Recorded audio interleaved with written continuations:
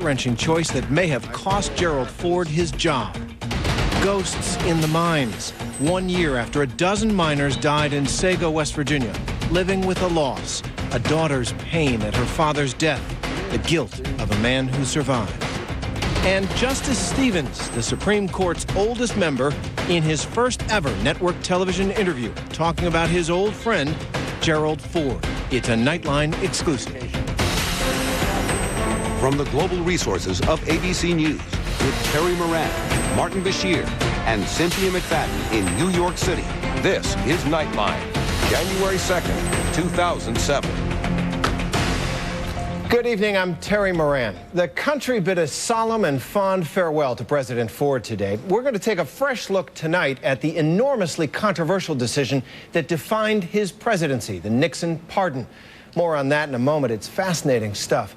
But first, the beautiful ceremony in Washington, celebrating the life of Gerald Ford, the big man from Michigan who guided the country through difficult times.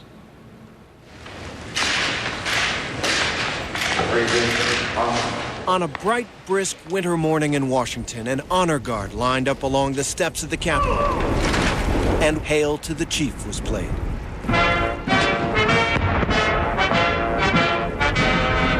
Then the casket bearing the remains of President Ford was carried into the sunshine. For the Ford family, it was an emotional moment. His son, Stephen, wept. Betty Ford, frail and yet unfaltering in her grief, braced herself in the stiff wind.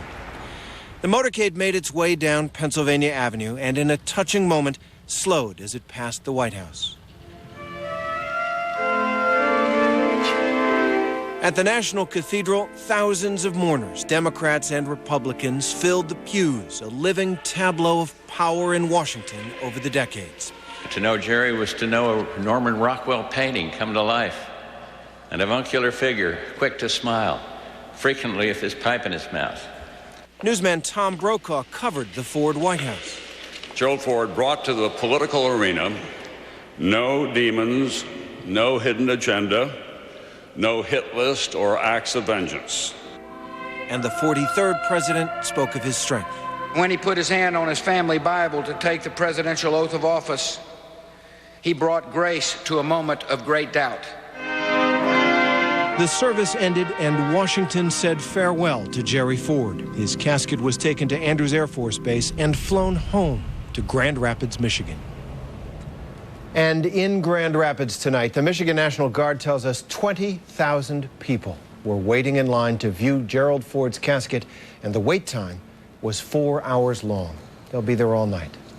Well, Gerald Ford's presidency was, as we said, in many ways defined by that single wrenching decision to pardon Richard Nixon for his role in the Watergate scandal. A central question that still remains: was there a deal made in advance for Richard Nixon to resign in exchange for the pardon? Well, tonight, a new look at how it all went down. Here's ABC's Jan Crawford Greenberg.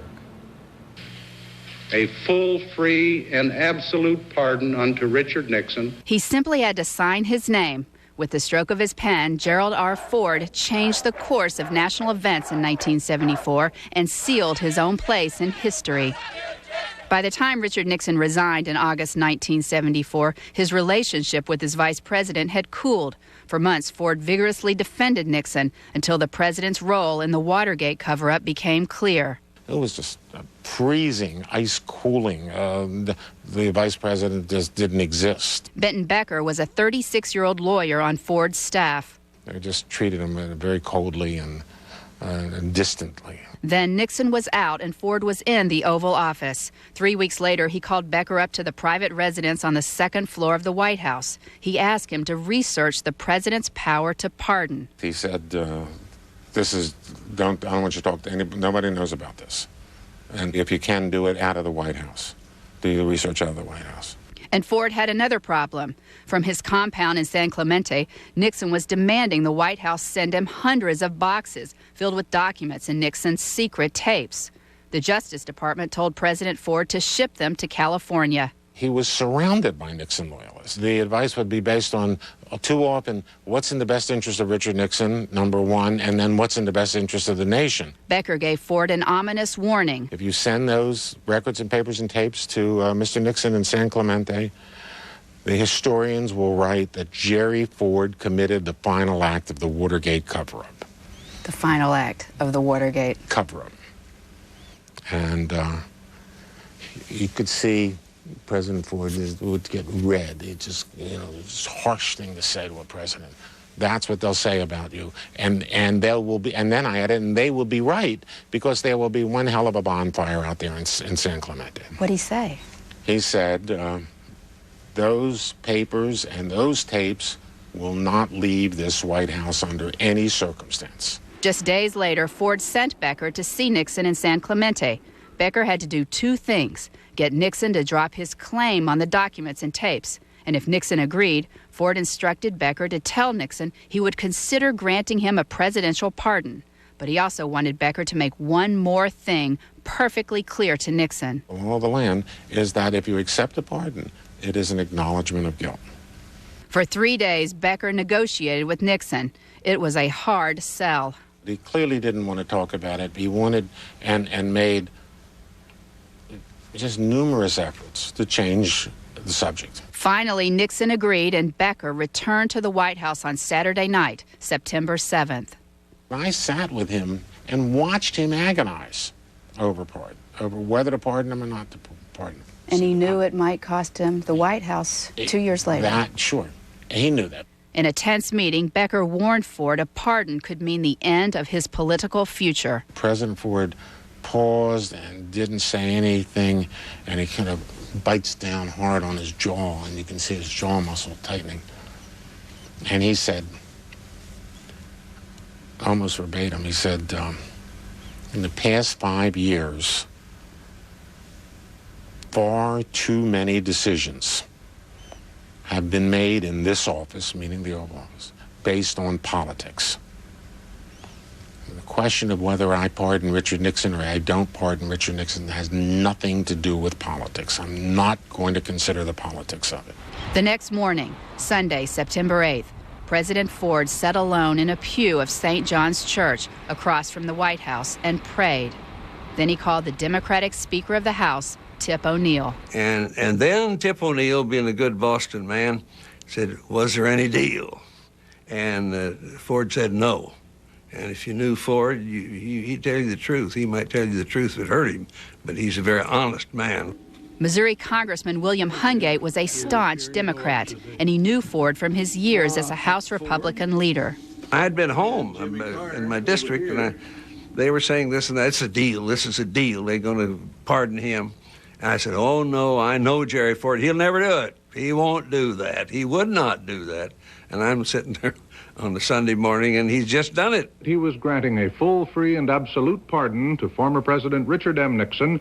The pardon came just 30 days after Nixon resigned. Democrats were suspicious. It looks like you owed a 30-day note, and then you paid it. There was a firestorm that followed, as you know, and President Ford himself put out the fire when he appeared before the subcommittee of the Judiciary Committee of the House. Ford finally said, well, why don't I just go up there myself? This was his decision to go. He wasn't under the gun to do it yet. This is the only substantiated appearance of a sitting president before a committee of Congress. Hungate was the chairman of the subcommittee. One of the committee members asked me if we were going to stand up when he entered the room. I said, no, we're the House of Representatives. We are equal to these other branches. We will remain seated. Hungate says the only thing they did differently for this special witness was replace the paper cups on the table with a water glass. The subcommittee will be in order. I want to assure you, the members of this subcommittee, the members of the Congress, and the American people, there was no deal, period. Hungate says that during Ford's years in Congress, he won friends and admirers on both sides of the aisle. He was doing good things, what I thought were proper, when nobody was watching. Now everybody was watching and looking to Ford to lead the nation out of the Watergate crisis. He was decent and he was extremely honest. No pretense about him. He was down to earth Jerry Ford. That's what it was. Did President Ford ever express any regrets about the decision? None whatsoever. Never. In the end, most historians believe Ford's pardon of Richard Nixon cost him the White House. But Georgetown University law professor Neil Katyal says that's probably the way the founders of this country intended it to work. The founders had a central idea about the pardon power: make the president pardon someone, and then the president faces whatever political heat he may face for that decision. At the state funeral of Gerald Ford today, most now agree the pardon did heal the nation, and the nation he led as its only accidental president is better off. Jan Crawford Greenberg on the anatomy of a pardon. Well, Jan will be back later in the broadcast with a NightLine exclusive, the first network TV interview with John Paul Stevens, as the Supreme Court Justice discusses his friend Gerald Ford. But let's take a break. Sitting in the pew at the National Cathedral this morning, Justice John Paul Stevens reflected on his first meeting with the man who nominated him to the Supreme Court. And my two very firm impressions from that meeting were, one, he was a fine lawyer, and two, he was the kind of person I would really like to have as a friend, because you like him right away. Today, Stevens is viewed as one of the Supreme Court's most liberal justices. Do you think that President Ford was surprised by some of your opinions as a justice? Well, I'm sure he's surprised at some of them. I mean, I'm surprised at some of the opinions of my colleagues. But over the years, I gather he was not unhappy with the results on the whole. President Ford was advised by his Attorney General, Ed Levy, that you were a moderate conservative at the time before he nominated you. Did you see yourself that way, as a moderate conservative? And how do you see yourself now? As a moderate conservative, I don't really think I've changed. I think there have been a lot of changes in the court. And you once said that you were one of the more conservative members of the court back 15, almost 20 years ago. How do you see yourself now on the court? Same way. In 2005, Ford wrote a letter saying, quote, "I am prepared to allow history's judgment to rest exclusively, if necessary, on my nomination 30 years ago of Justice John Paul Stevens to the U.S. Supreme Court." What'd you do with it? It's hanging on the wall in my office. It's something I'm very proud of. How would you like history to judge you? Well, that's an interesting question. I suppose on the base of the opinions I've written. There's an awful lot of them. They have to pick and choose among them, but you leave your record on what you've had to say over the years. And what of the man who nominated Stevens to the court? Well, one thing that he often said, and in his talks and so forth, that I think people should repeat more often, that this is a country in which people can disagree without being disagreeable. He had that way of saying it, which I think makes an awful lot of sense. I try not to be disagreeable in my opinion writing. I think for the most part I succeed. Jan Crawford Greenberg with Justice Stevens. ABC will have live coverage of President Ford's burial service in Michigan tomorrow. That's at 3:30 Eastern Time. And when we come back, a modern movement against birth control. Phone. Makes anybody feel warmer. Well, except that doesn't it help us understand what the other person's feeling? No. What we really want to do is feel warm, comfortable, safe, and connected. And in the New York Post today, there's this article about desperate housewives, how half the women are saying, I wouldn't marry the same guy, and they're fantasizing about movie stars, and that's just the kind of point I make in the book for the women. If they would put that effort into being loving and caretaking and sweet to their husbands, they could get more out of their men and have less complaints. It's not about talking, it's about attitude. In fact, there's something you write in the book that women, by and large, can set the tone of the marriage. Why do women set the tone and not men? Because we have the power. You don't have the power. Well, I mean, why can't I set the tone in terms of decency and compassion and things like that? You can do all that all day long, but we're still going to have our mood, our irritations, and you're married, and you know exactly what I'm talking about. Mm-hmm. You come home after a bad day at work, not that you'd ever have a bad day here, right. But you come home after a bad day and your wife greets you at the door and seduces you. your day is gone. You don't remember your day. Guys can turn easily. If your You're saying wife we're came simple. home, We have basic needs. uncomplicated. Right, okay, fine. You know, we're different. Part of what I talk about in the book is the difference between masculinity and femininity, and there's been an attack on that between feminism and our cultural nonsense that's going on in the media. And I remember one couple I had in counseling, they were going on and on about who was mad about what, and I just turned to him and I said, when was the last time you treated her like she was a woman? And he looked at me blankly, like, what does that mean? And I turned to her. When was the last time you treated him as though he was a man? And, you know, the whole beginning of the book is a lot of research I did on my show, talking to men and both women about what they like about the opposite sex, what they don't like, what they expect, what they fear. And I think we have to get a little more educated about what makes a man and what makes a woman resonate with us. Okay, one of the things, sex obviously makes us resonate with each other. And here's what you say in the book. Don't ever, unless desperately ill, reject an amorous approach by your beloved. Right. I mean, come on. There are just plain times where you're too tired or you're not in the mood. You're saying no matter what, if your partner wants to have sex, you should have sex. You know why I say that? And that gets people all excited. Actually, men like that one.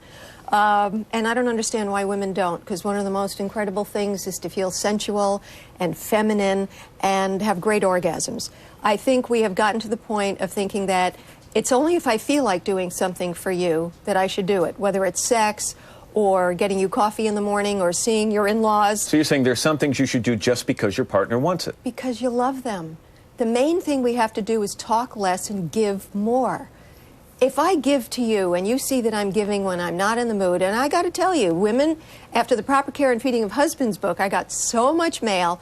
You know, you were right. I didn't feel in the mood because I was annoyed or I was tired, and I did it anyway because you said that would make him happier and that would make him be better.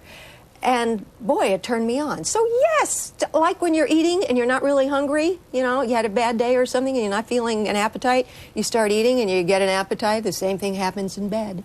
Let's talk about one of these debates. Or in the shower or in the bathtub. Let's talk about one of these debates that's been raging for a long time. You got a troubled marriage, you have children. Do you stay together for the children or do you go apart for the sake of the children? Well, the only time it's for the sake of the children is if there's violence and addictions and extreme behaviors.